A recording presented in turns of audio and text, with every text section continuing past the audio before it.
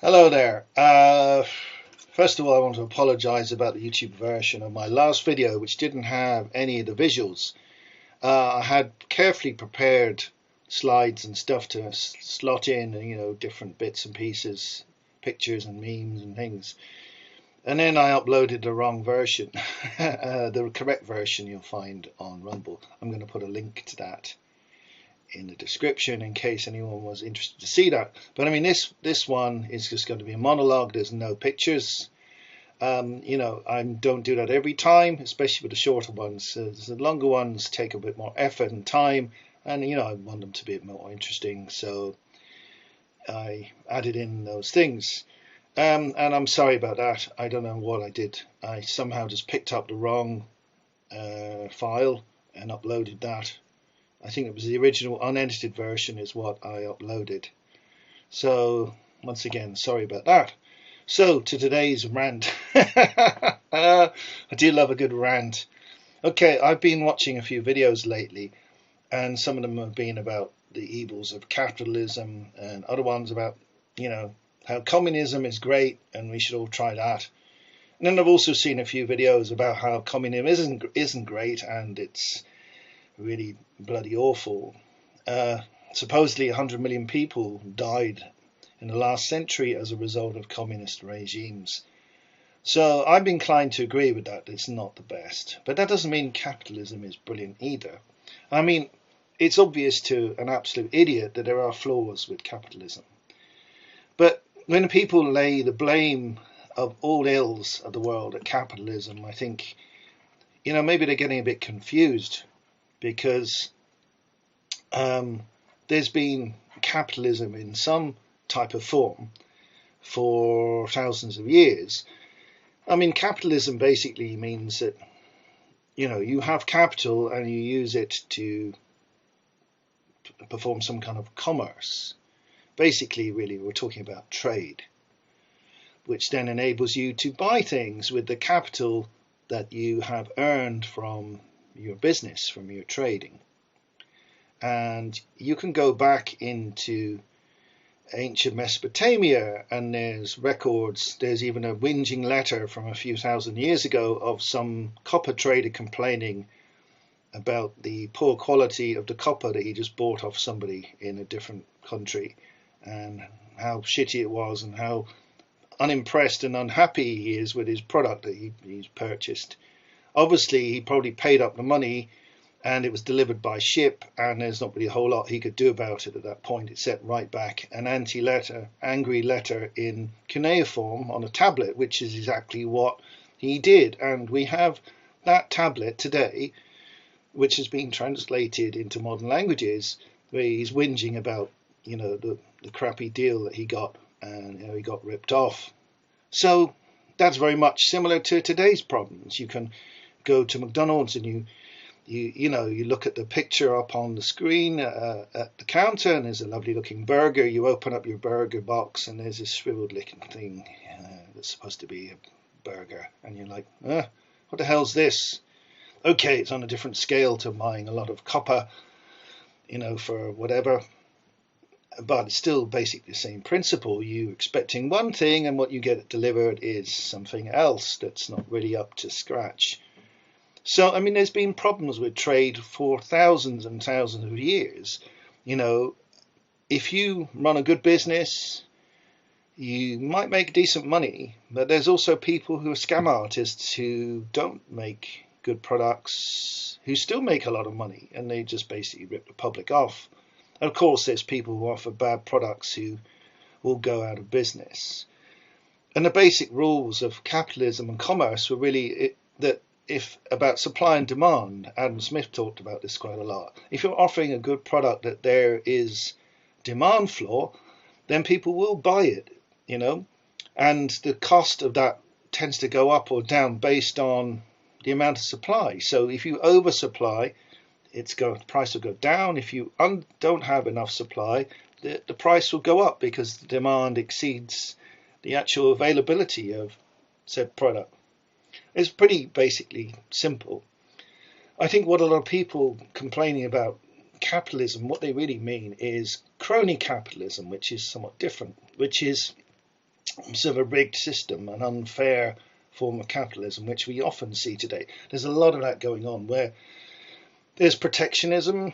That's been around for quite a while. That's where like your own government will protect businesses in your country to the disadvantage of foreign competitors, or even competitors of the same country. It's been the case that, say, the government is giving contracts to a particular company in an unfair way and giving them an unfair economic advantage, and creating monopolies. And quite often you'll find that there's people in government who are going to benefit from a certain monopoly that comes about. So that's corruption. That's crony capitalism, is a corrupt form of capitalism.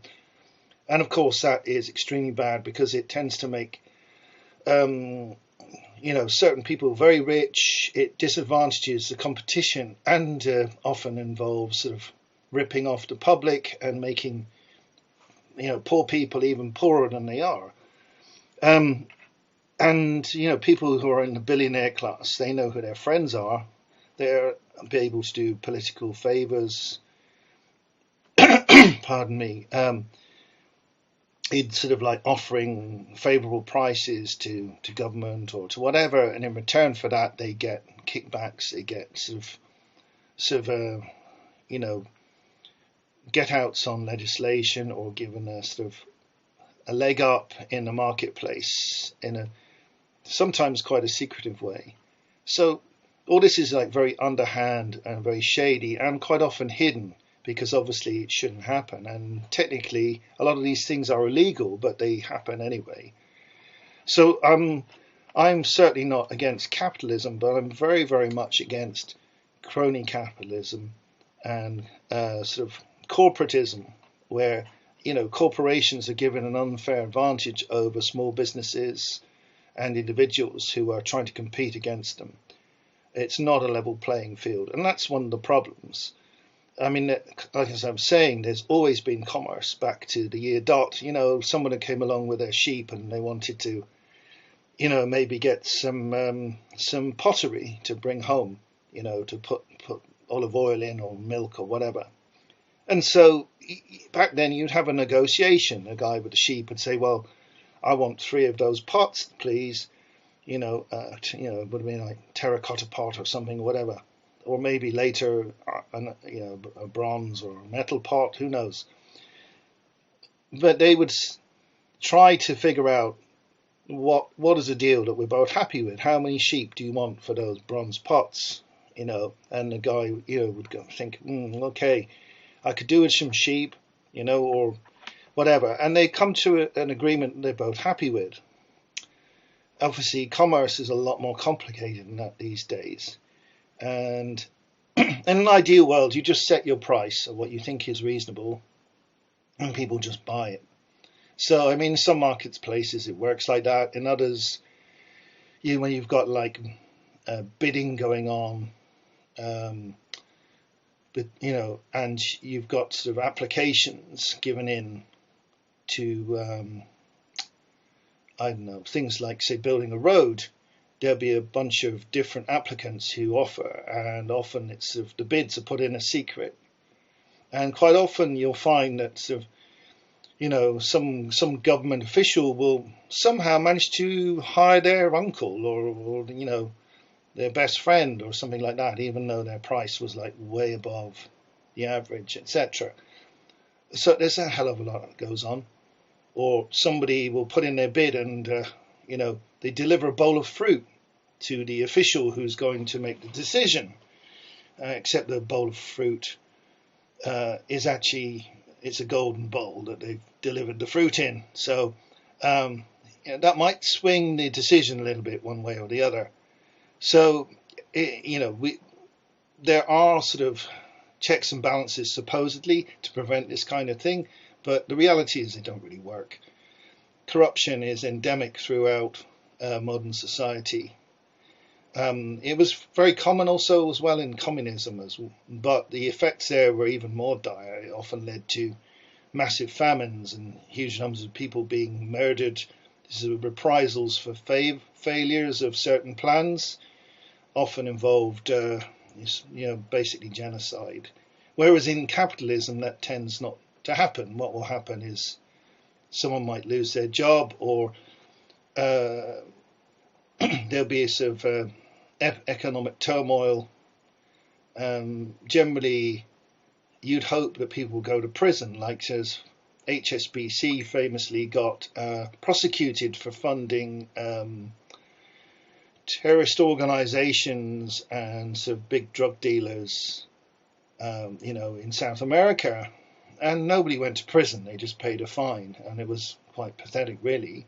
Really, they should have had their banking license removed completely. But things being as they are, the high level of corruption, that didn't happen, and you would at least hope that the managing director of HSBC would have been sent to prison for 10 years or something like that as a warning to other businesses. But as I said, there's a huge level of corruption, but that doesn't mean that capitalism of itself is a bad thing. It is the basis of how we've traded with each other for thousands of years.